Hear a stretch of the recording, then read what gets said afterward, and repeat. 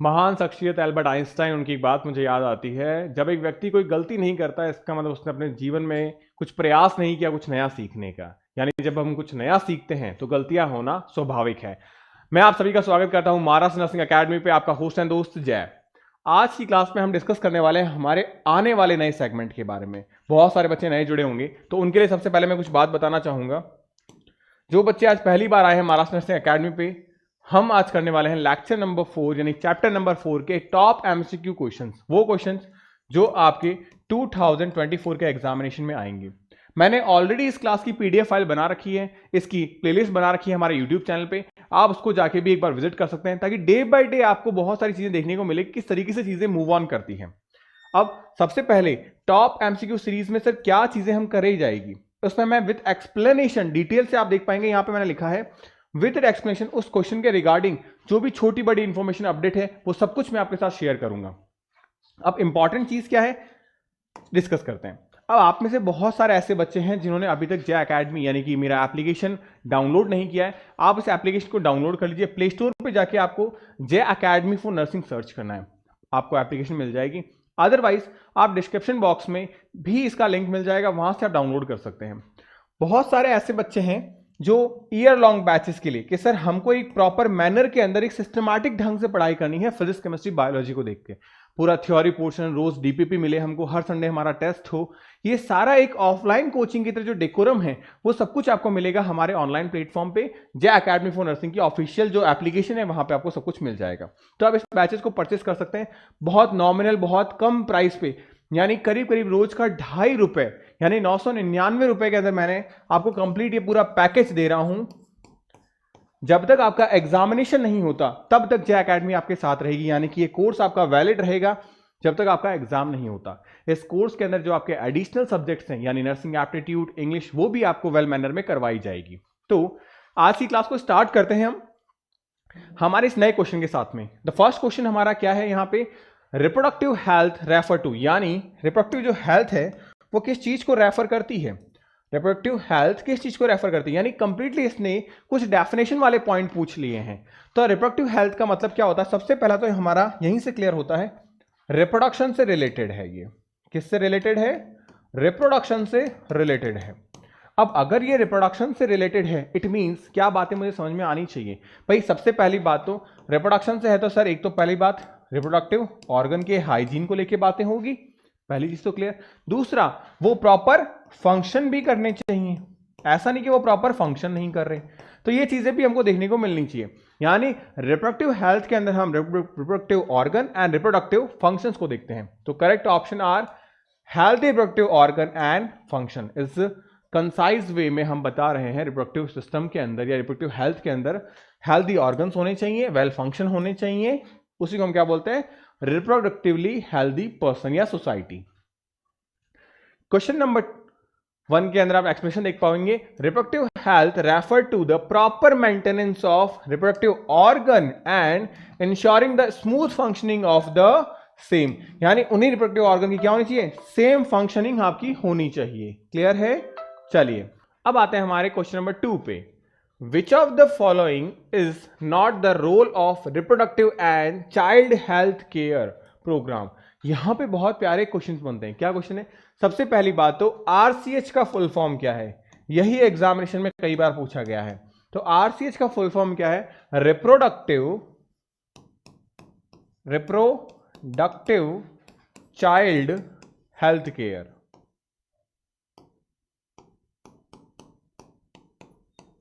RCH का पूरा नाम क्या है, रिप्रोडक्टिव चाइल्ड हेल्थ केयर, यही एग्जाम में पूछा गया है। अब आपसे क्या पूछा गया, इसका मेन फंक्शन क्या है, यानी इसका रोल, इंपॉर्टेंट रोल क्या है, ये आपसे एग्जाम में पूछा गया है। अब जैसे कि नाम से साफ साफ दिख रहा है हमको, पहली बात हो गई रिप्रोडक्शन की यानी रिप्रोडक्टिव हो गया। दूसरी बात चाइल्ड हेल्थ केयर यानी कि बच्चे पैदा होने के बाद उसको ध्यान रखना।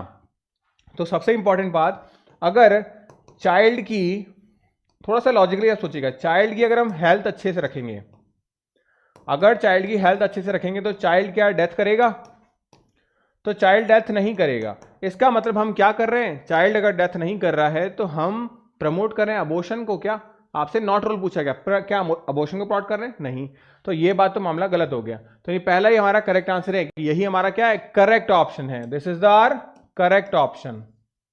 बाकी ऑप्शन भी रीड कर लेते हैं, बट हमको यहां से पता चल गया कैसे वो तो हेल्थ अच्छी हुई तो डेथ थोड़ी करेगा, तो हम अवार्ड थोड़ी करवाना चाहेंगे, तो यही इसका रोल नहीं है। But awareness about the reproductive health, बिल्कुल रिप्रोडक्शन वर्ड आ रहा है तो रिप्रोडक्टिव हेल्थ के बारे में तो अवेयरनेस करेंगे। Providing facilities to build a reproductively healthy society, बिल्कुल सही बात है। हम ऐसी फैसिलिटीज देंगे, सेक्स एजुकेशन देंगे, तो उससे क्या होगा, एक हेल्थी सोसाइटी डेवलप कर पाएंगे। Providing support to reproductively sick people, या फिर जो रिप्रोडक्टिवली सिक पीपल हैं यानी जो बीमार हैं, चाहे वो स्टेराइल कंडीशन की तरफ जा रहे हैं, जैसे विटामिन ई, या फिर जो आज की जनरेशन की जो हैबिचुअलिटी, या फिर जो मैं बात करूं एक पूरे की पूरे दिन का जो डेली स्केड्यूल हो गया, डेली रूटीन हो गया, उसकी वजह से क्या होता है, बहुत सारे स्टेरिलिटी के आपको केसेस देखने को मिलते हैं हमारी सोसाइटी में। तो उसको इस तरीके से मैनेज करना कि प्रोवाइड सपोर्ट, यानी सपोर्ट देना, एजुकेशन देना, हेल्दी डाइट्स के बारे में बताना, हेल्दी प्लान्स के बारे में बताना, ताकि जो रिप्रोडक्टिव पीपल है उनको क्या हो, इंप्रूवमेंट कर पाए, वो रिप्रोडक्शन कर पाए, अपनी प्रोजनी बना पाए। तो ये तीनों ही एस्पेक्ट सही है, चौथा एस्पेक्ट हमारा गलत है। यही दे रखा है, देखिए, reproductively and child health care programme were develop to cover a considerable range of reproduction related issue. These did not the encompass abortion. Abortion does not determine the reproductively health. तो abortion जो है वो कभी भी reproductively health के अंदर नहीं आता। क्यों? क्योंकि अगर reproductively health है तो abortion होगा ही नहीं, तो ये इसका रोल कभी नहीं हो सकता। चलिए नेक्स्ट क्वेश्चन पे जंप करते हैं। Reproductive health cover prospective ranging from the proper functioning and reproductively organ to the emotional, physical, behavioral and social well-being of individual। यानी इसने क्या बोला है कि जो रिप्रोडक्टिव हेल्थी सोसाइटी होती है उसके अंदर क्या चीजें देखने को मिलती है। अब मैं आपको सबसे इंपॉर्टेंट चीज बताता हूं, जो हमारी वर्ल्ड हेल्थ ऑर्गेनाइजेशन है, हमारी world health organisation, it means WHO, इसका फुल फॉर्म भी एग्जाम में कई बार पूछ लिया जाता है। तो वर्ल्ड हेल्थ ऑर्गेनाइजेशन जो है, वर्ल्ड हेल्थ ऑर्गेनाइजेशन, तो जो वर्ल्ड हेल्थ ऑर्गेनाइजेशन है इसने क्या किया, इसने एक हेल्दी सोसाइटी और एक हेल्दी पर्सन की एक डेफिनेशन दी है। क्या डेफिनेशन दी है इसने कि हेल्दी क्या होता है। तो इसके हिसाब से हेल्दी वो चीज है जो आपका इमोशनली हेल्दी हो, जो फिजिकली हेल्दी हो, यानी बाहर से देखने में भी अच्छा होना चाहिए, बिहेवियरली भी हेल्दी हो,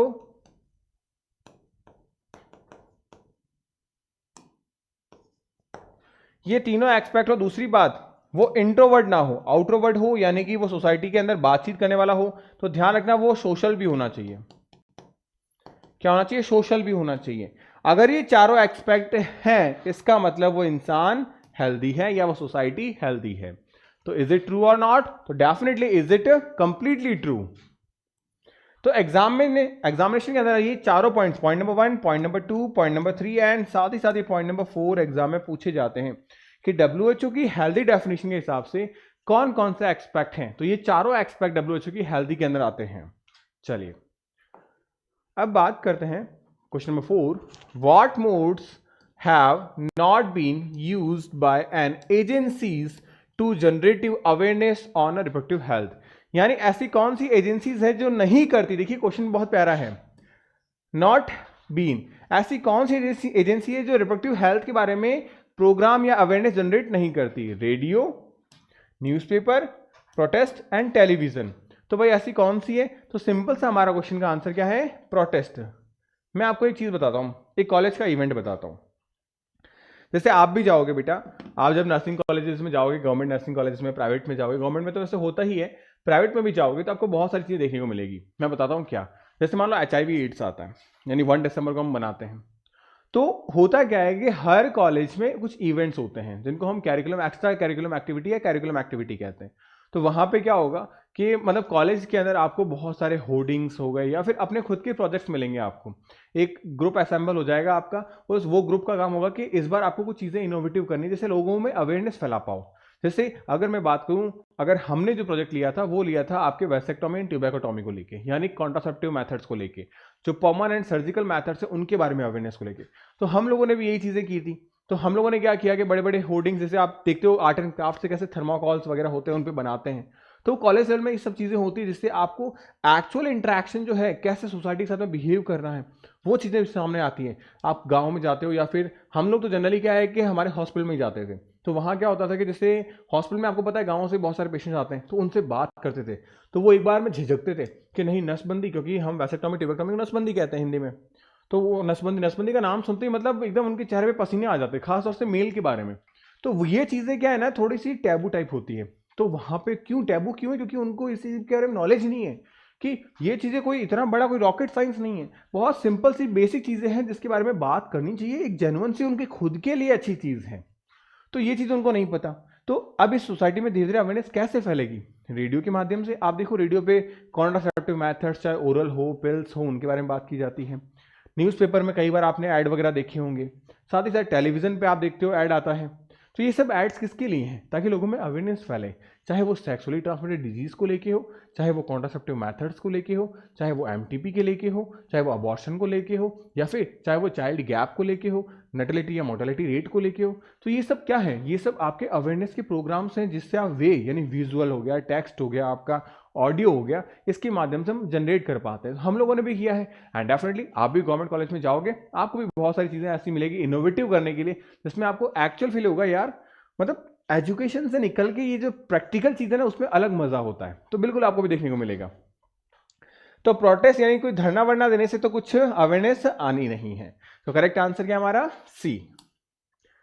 अब चलें, which of the following is the correct reason for delivering sex education at school? यानी कि अगर हम किसी स्कूल के अंदर डिलीवर कर रहे हैं सेक्स एजुकेशन को, तो उसके बारे में कौन सा स्टेटमेंट जो है वो करेक्ट रीजन बता रहा है? क्या पूछा गया आपसे? Correct reason. ठीक है।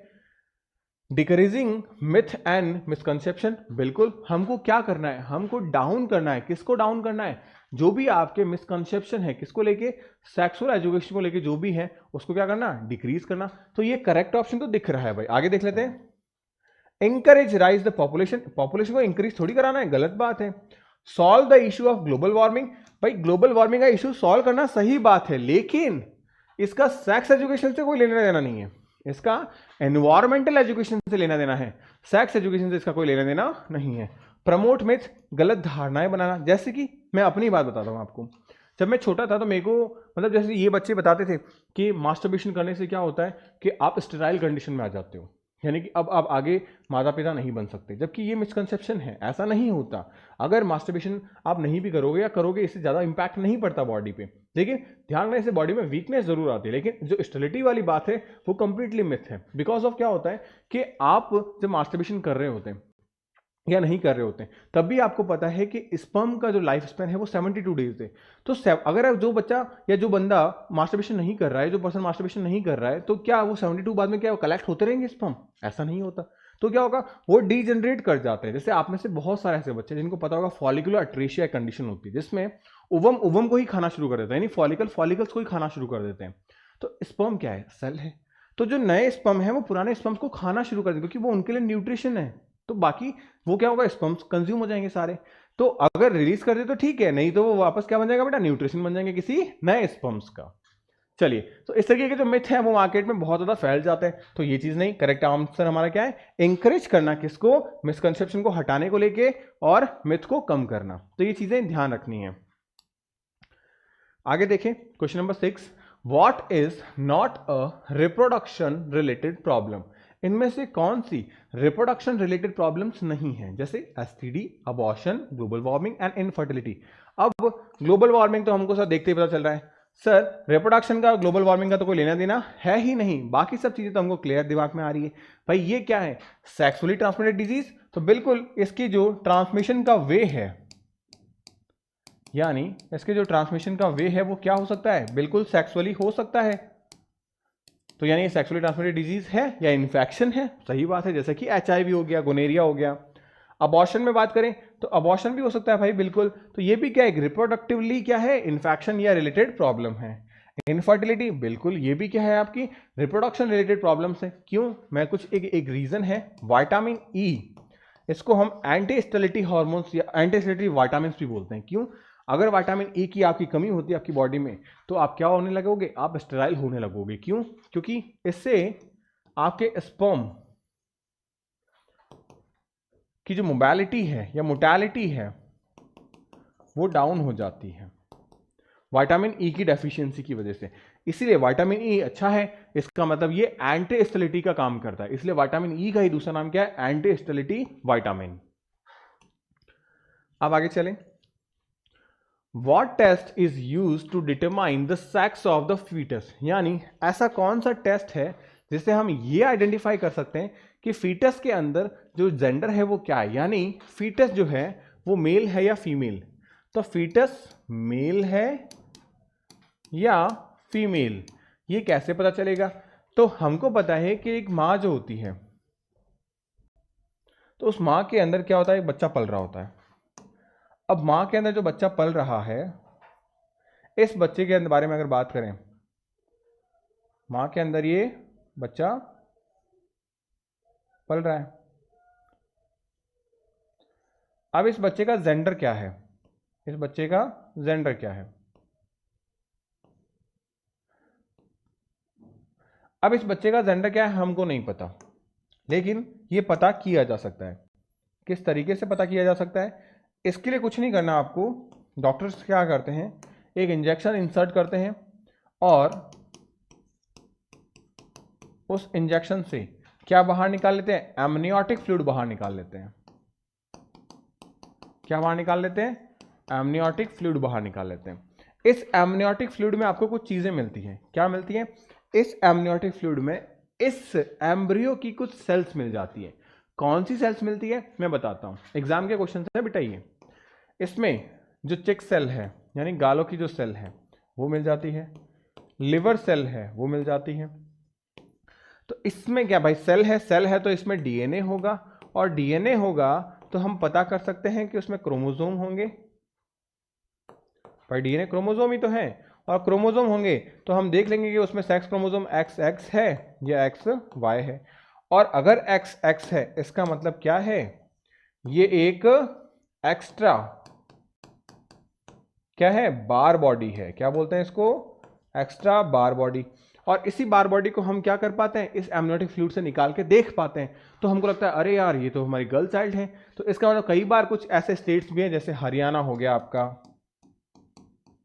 आपका राजस्थान हो गया। तो यहाँ पे कुछ कम्युनिटीज या ये स्टेट ऐसे हैं जहाँ पे आज भी फीमेल फिटिसाइड के केस बहुत सारा देखने को मिलते हैं। तो यहाँ पे क्या है, इन चीज़ों को रोकने के लिए गवर्नमेंट ने क्या कर रखे हैं, रूल्स एंड रेगुलेशन लगा रखे हैं। तो ये चीज़ क्या होती है, एमनियोटिक फ्लूइड को बाहर इंजेक्ट किया जाता है और उसके बाद में स्टडी की जाती है। ध्यान रखिएगा, क्लियर है? द करेक्ट स्टेटमेंट क्या है बेटा हमारा, एमिनोसिंथेसिस। अब question number 8, amniocentesis deal with pattern of the amniotic fluid. अब एमिनोसिंथेसिस किसके पैटर्न को देखता है? तो ये चीज तो हम पीछे ही डिस्कस कर चुके हैं। हमने क्या किया, हमने यहाँ पे एमनियोटिक फ्लूइड के अंदर डीएनए निकाला यानी क्रोमोसोम निकाला। तो किसका पैटर्न देखा, ये XX और XY क्या, ये पैटर्न है किसका, क्रोमोसोम का। तो it means the correct answer क्या है हमारा, क्रोमोसोम का। क्यों? क्योंकि हम यहाँ पे क्या जज कर रहे हैं, हम यहाँ पे क्रोमोसोम का पैटर्न XX है या XY है, ये चीजें जज कर रहे हैं। इसी से हम क्या कर रहे हैं, सेक्स का डिटर्मिनेशन कर रहे हैं। तो करेक्ट आंसर क्या है हमारे पास में, c option is the correct answer. ये देखिए, अब सहेली इज अ कॉन्ट्रासेप्टिव मेथड। अब सहेली जो है वो कॉन्ट्रासेप्टिव मेथड है। सबसे पहली बात सहेली के बारे में कि सहेली क्या है। सहेली एक पिल है, क्या है, गोली है। और पिल को तो हम माउथ से ले सकते हैं यानी ओरल मीडियम से। तो माउथ से ले रहे हैं यानी ओरल मीडियम हो गया, तो ओरल पिल है। दूसरी बात बेटा, इसको बनाया किसने, CDRI ने, यानी इंडिया की बनी ये मेडिसिन है। ये सेंट्रल ड्रग रिसर्च इंस्टीट्यूट किसने, कहाँ पे है, ये लखनऊ के अंदर है, उन्होंने बनाया था। दूसरी बात बेटा आप ध्यान रखेंगे, ये क्या है बेटा, नॉन स्टेरॉइडल मेडिसिन है। तो ये नॉन स्टेरॉइडल मेडिसिन है। ये सारी चीजें इंपॉर्टेंट है। अब एक और क्वेश्चन यहाँ पे, इसको कब लिए जाते हैं बेटा, तो इसको वंस इन अ वीक लिए जाते हैं। तो वीक में एक बार लिया जाता है यानी वंस इन अ वीक, हफ्ते में एक बार ली जाती है। अब ध्यान रखिएगा, ये सारे के सारे चारों क्वेश्चन आपसे सहेली के अंदर पूछे जाते हैं। यहां तो एक ही क्वेश्चन पूछा गया, सहेली इज द ओरल कॉन्ट्रासेप्टिव, यानी कि ये OCPA में आती है, यानी ओरल कॉन्ट्रासेप्टिव पिल्स में ये आती है। क्वेश्चन नंबर 10, सहेली वॉज डेवलप्ड बाय साइंटिस्ट। सहेली कौन से साइंटिस्ट से डेवलप की गई, ये मैंने अभी आपको बताया, सेंट्रल ड्रग रिसर्च इंस्टीट्यूट, ये इंडिया में है। और इंडिया में कहाँ, लखनऊ के अंदर है बेटा, कहाँ, लखनऊ के अंदर। तो लखनऊ के जो साइंटिस्ट हैं उन्होंने इसको क्या किया, डिस्कवर किया, CDRI ने किया, और साथ ही साथ नॉन स्टेरॉइडल है, वंस इन अ वीक इसको यूज किया जाता है, इसका कोई साइड इफेक्ट नहीं है। इसकी अगर मेडिसिन की पैकेजिंग के बारे में मैं कुछ आपको बताने की कोशिश करूं तो कुछ इस तरीके की पैकेजिंग आपको देखने को मिलेगी। इसमें टोटल 28 मेडिसिन आपको देखने को मिलेगी। कितनी, 28 मेडिसिन। अब 28 मेडिसिन में ये इस तरीके से 7 मेडिसिन आपको देखने को मिलेगी। जो एक्चुअल में आपको लेनी है मेडिसिन, ये कुछ इस तरीके से देखने को मिलती है। तो एक तो मेडिसिन हमारे पास में ये होती है, फिर 7 मेडिसिन और होती है जो आयरन की पिल्स होती है ओनली।